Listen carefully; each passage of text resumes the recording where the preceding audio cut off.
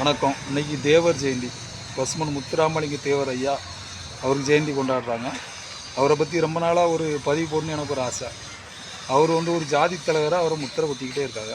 அவர் ஒரு சாதியற்ற சமத்துவமான ஒரு தலைவருங்கிற ஒரு 2 உதாரணத்தோடு நான் அந்த பதிவில் சொல்கிறேன். சின்ன பதிவு தான் இது.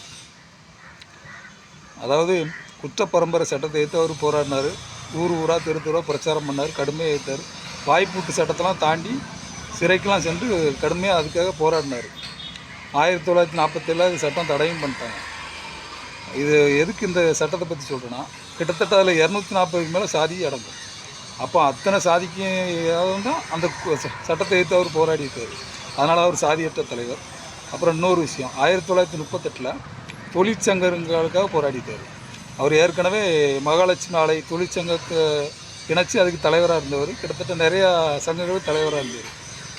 மகாலட்சுமி ஆலை தொழிற்சங்கமும் மதுரா பருத்தி ஆலை தொழிற்சங்கமும் சேர்ந்து நடத்தின போராட்டத்தில் அந்த தொழிலாளர்களுக்காக, அதாவது அவங்கள பணி நீக்கம் செய்யக்கூடாது போராடி அதுக்காக சிறையும் சென்றிருக்காரு.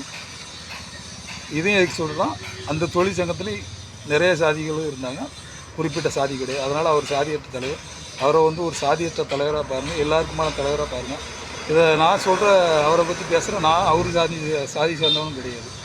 ஏன்னா எனக்காகவும் அவர் போராடி இருக்கிறதால அவர் நமக்குமாகணும் தலைவர், எல்லாருக்குமான தலைவர்.